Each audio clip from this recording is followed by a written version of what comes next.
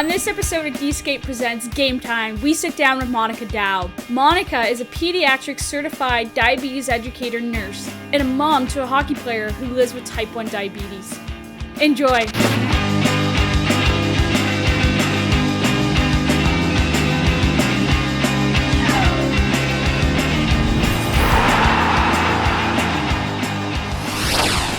Welcome to Gametime presented by Dskate. I'm your host, Anissa Gamble. Our goal at Gametime is to promote diabetes awareness within the athletic community. And today we welcome certified diabetes educator nurse, Monica Dawe. My name is Monica Dawe. I'm a diabetes educator at Children's Hospital in London. I've been doing this role for just over 12 years now. And I have a connection both here in the clinic and also have a stepson who has type 1 diabetes, so have learned to manage a child that has diabetes both professionally and personally. Can you explain your educational background and where you work today? So I attended University of Western Ontario and graduated through the RN program there almost 20 years ago.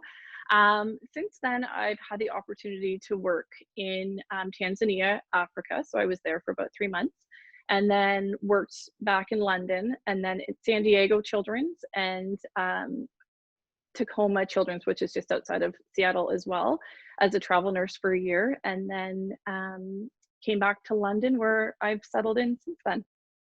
Wow. That's quite the experience and so many opportunities from, a career in nursing that you've had. With that, going around, were you always in diabetes?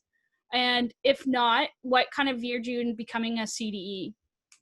Yeah, so I actually had started my career in children's emergency. So I consolidated there when I went to Western and then was there for about 8 years and had decided that I needed a change.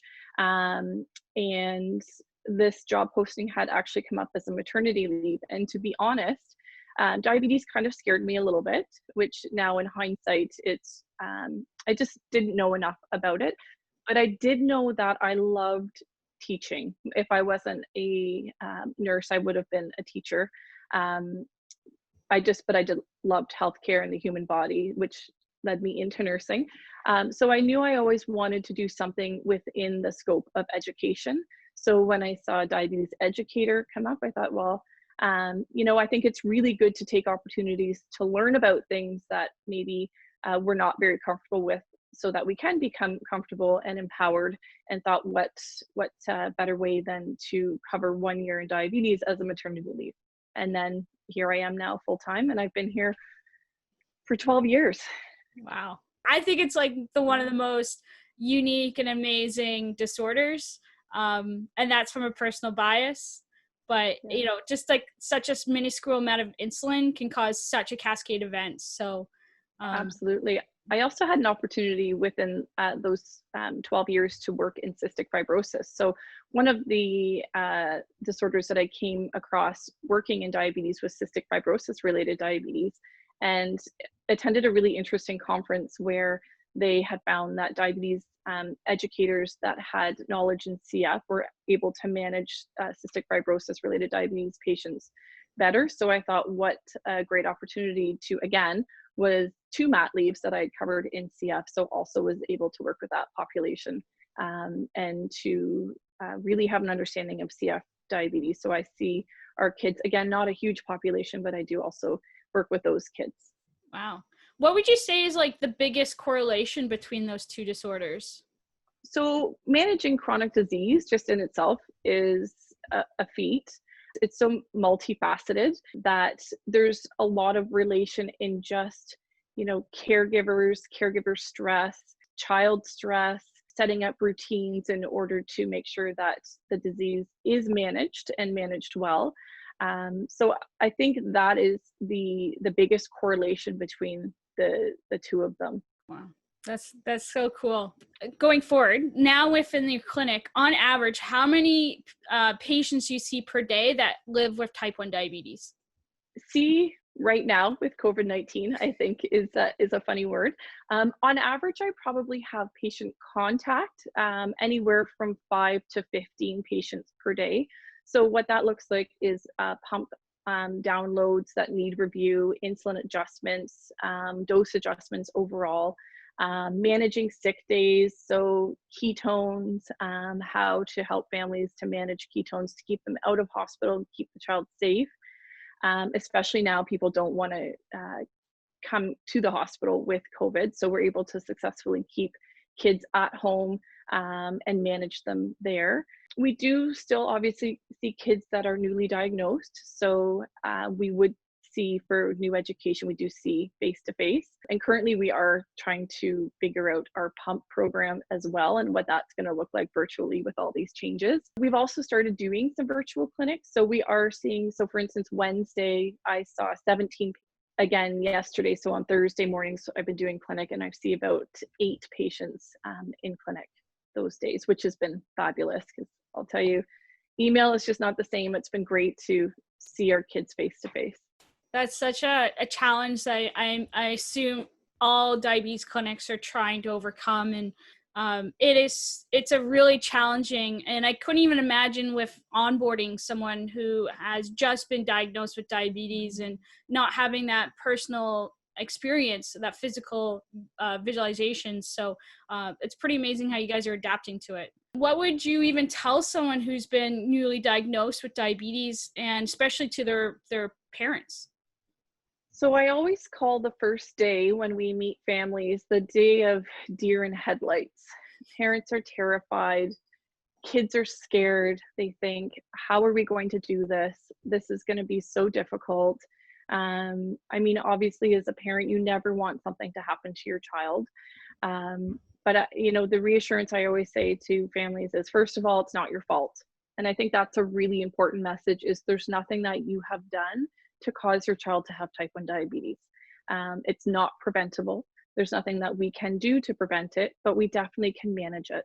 So, you know, we tried to simplify things the first couple of days and just make sure that you have your basics and then do continuing education over the next 4 weeks. And I always say first day, I know this seems so overwhelming today, but I promise you 4 weeks from now, you're going to say, okay, we can do this. And 99.9% of families come back and say, you're right, we can do this. This has become routine in our house. There's definitely going to be good days. There's definitely going to be bad days, but you know, every day you do the best that you can. That's a great answer. And I really hope parents are listening with that, because that is such amazing, not even advice, but something that they need to understand and, you know, to cope throughout life. So thank you. This is Game Time with Anissa Gamble. In this period, we're going to talk with Monica Dawe about being a parent to a person living with type 1 diabetes. The first thing, how old is your child, Michael, when he was diagnosed with type 1 diabetes? He was 3 years old when he was diagnosed. For you, you came in when he was about 10 years old. What was your initial reaction of coming into a family with a child who has been living with type 1 diabetes? I think it was important for me to respect that they've been managing for 7 years prior to me coming into his life, and to respect how they were managing. Along the way, certainly I have taken a bigger role in managing his diabetes, because I mean, I guess it's what I do every day. But certainly it was interesting. I remember one of the first times where we were having dinner together and we were having pizza, and we're looking at the carbohydrates on the box, you know, when you throw it out and then you pull it back out of the garbage just to double check the carbs, and saying, oh, well, it's this many carbs, you got to minus the fiber. And my husband saying, well, what do you mean minus the fiber? We didn't know that. So, you know, those little things along the way that we've sort of added in and become used to as a family, managing diabetes together. So how do you, you know, help manage him and yourself, but how do you separate your healthcare provider role and then just being a mom? I'm pretty lucky. Mike's pretty easygoing. I think it's hard to switch out those hats sometimes. But for the most part, the first couple of years, Jason did most of Mike's diabetes management. And then as Mike became more comfortable with me helping, I started to take on more of that role. I think it's really hard to separate the two, because as a diabetes educator, I do make insulin adjustments. So I am the one that looks at Mike's numbers. I am the one that makes those adjustments to his insulin.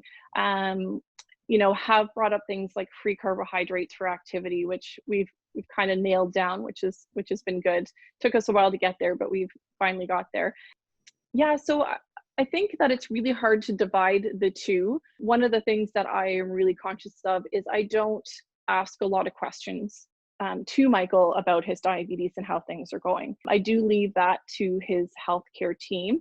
And certainly when he comes to clinic, I will sit in on clinic visits and listen to what the physician has to say, because definitely her input is valuable and gives you another set of eyes. But I'm also respectful when other team members, such as the social work, goes in to speak to him, then I'm going to give him his space just like I would anybody else. So I think it's important to have that divide where I'm not in for all the clinic visits. Now that he's older and we have the team see our patients on their own when they're older, I respect that, and I take a step back and let the team do what it needs to do, because I think that it's important that it's not just me or his dad or his mom that is managing his diabetes, that the team gives awesome input and might pick up on things that maybe we don't.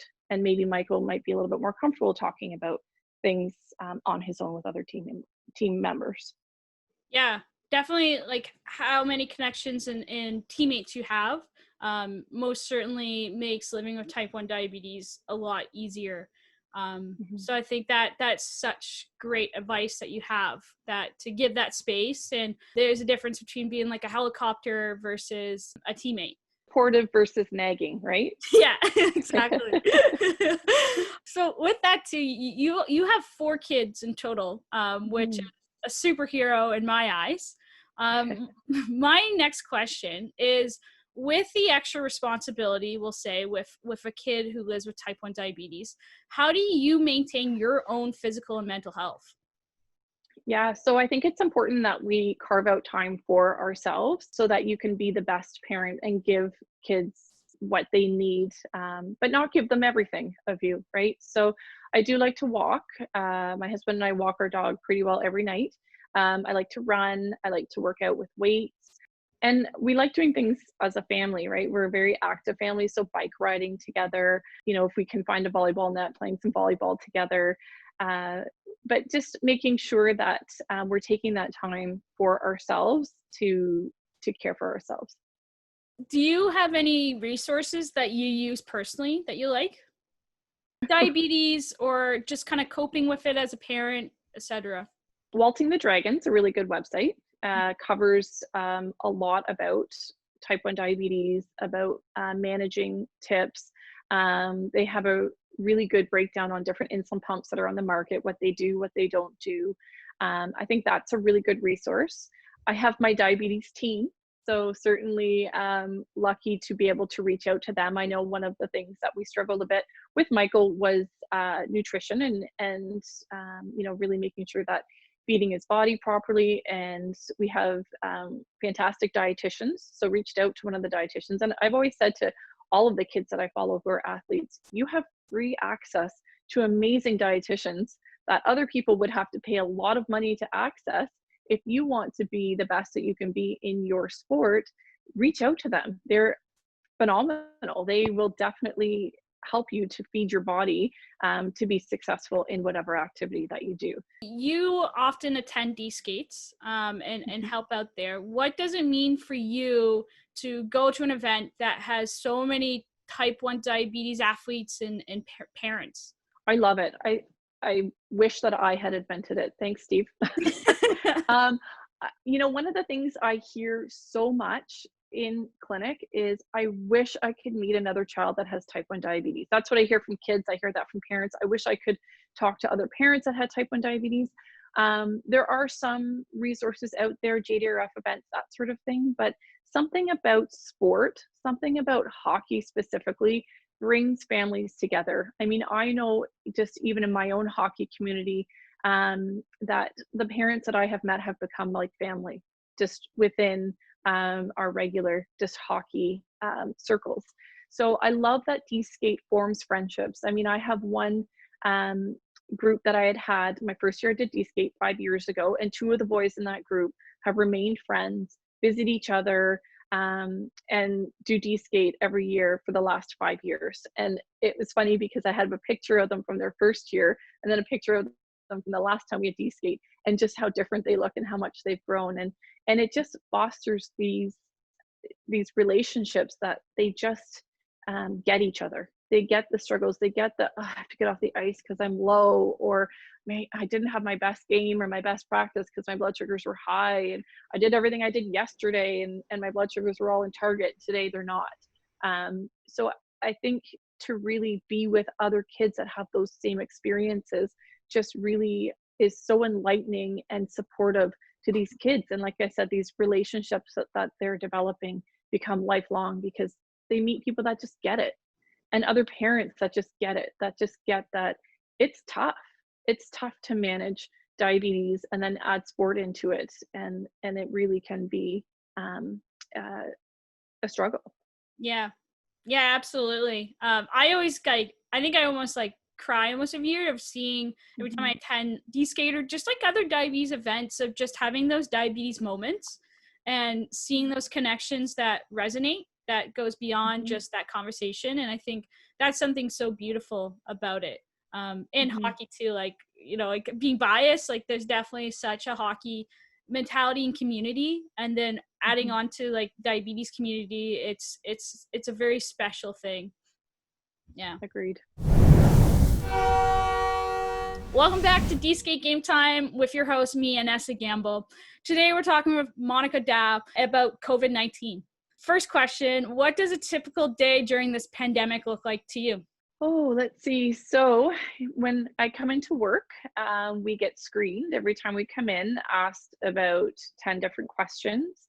And once we go through that screening, we actually have to pick up a mask, and it has to be a mask for either if you're going to see patients or not see patients. So if we're seeing patients, we have to actually have eye protection as well. I talk to a lot of my patients via email, phone calls, that sort of thing.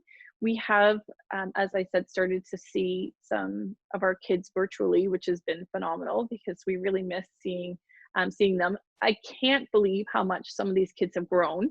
I guess that's what happens when you get a lot of sleep and be able to eat more and you know, just be at home. Their little bodies are growing so much. So I can't wait to actually see them face to face. I'm sure that there's going to be some that are going to be taller than me that weren't from the last time I saw them. So that's pretty well a typical day, trying to figure out routines, trying to figure out virtual platforms. I think we've been through 3 different virtual platforms that we've been able to use through the hospital, because there are definitely ones that are approved versus not approved based on security and confidentiality. So trying to figure all that stuff out. I used to think I was somewhat techie, you know, knowing insulin pumps and all the sensor stuff that I've done. However, these virtual platforms have humbled me a little bit. That's pretty much it. Yeah, looking at redeveloping some of our programs to be using virtual platforms as opposed to group sessions and face-to-face sessions that we have had in the past. That's so hard because you are implementing telemedicine. And, you know, some of the barriers that you've talked about is the regulations of the security, that technology literacy, and even to like adapting to redevelop the platforms that you've had.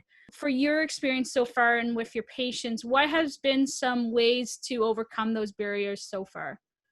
I think just reminding patients that we're still here. So sending out emails, connecting. It was quiet near the beginning. I think people had thought that maybe we weren't still in the office or the office had closed. So reaching out to patients and letting them know we're still here to support you has definitely helped. And a lot of people responded saying, oh, I'm so glad you're still there. Thank you for reaching out to me. letting them know that they're not alone. And, especially given that people have a lot of concerns about how COVID's going to affect their child with type 1 diabetes. Knowing that there's somebody there to answer those questions or to direct them to resources such as JDRF has a really good write-up on COVID and type 1 diabetes. So being able to direct them to that resource as well. How have your family been keeping active while self-isolating? We are just a family that is used to going all the time. Luckily, we live on a lake and it has a beautiful path around it. The kids like to bike, they rollerblade, they walk. We have a pool, they swim a lot. They actually have been swimming in the lake as well, fishing. They're lucky to have each other. The four of them get along great and they really like to be together and to do things together. Golf has also opened up. So 3 of the 4 have been golfing and using those facilities fairly often. Mike actually has a golf membership. I think he golfs 5 times a week. Getting used to, being a professional hockey player that can golf in the off season, I guess. So that's been really good. So that's pretty much it. We play some board games. We had an Italian night where we all dressed up like we're from Italy and had Italian music and spaghetti for dinner. So I think just coming up with new ideas all the time and just being together has been great, especially with such a busy family. 4 kids, 4 competitive sports, 6 competitive sports. We rarely eat dinner together. So we've actually been able to eat dinner together, which has been fantastic. Yeah, I think that's like a positive outlook of what's been happening is just regrouping with your family and with yourself. And like even I had these conversations of taking this time to really hone down on your diabetes management. And you have that time and that flexibility now to practice like you're going to go back into Gametime later on when this pandemic and social distancing hopefully is done. So I think those 2 things of know your healthcare provider team's there, and then also keeping active in different ways or forms. So I guess the last one I have is, as a healthcare professional, what are some ways that we can keep safe? So I think it's the same as anybody. So with type 1 diabetes, you're not at any more risk of developing or getting coronavirus. As with any illness, it can be more difficult to manage diabetes if you do get sick. So just as all government bodies are recommending, washing your hands, wash your hands, wash your hands, wash your hands. I believe in Ontario now they're saying face mask coverings are recommended if you can't keep a 6-foot distance or you can't social distance. And just being aware, right? If you're not feeling well, if you're sick, stay home. If you're around somebody who's sick, then try to avoid them. Just being smart about your surroundings and what you're doing. Be sure to follow Monica on social media platforms, and don't forget to hit like and subscribe to Dskate Gametime for more diabetes and sports content. On behalf of Dskate's team, I'm Anissa Gamble. See you at Puck Drop for the next episode of Gametime. Cheers!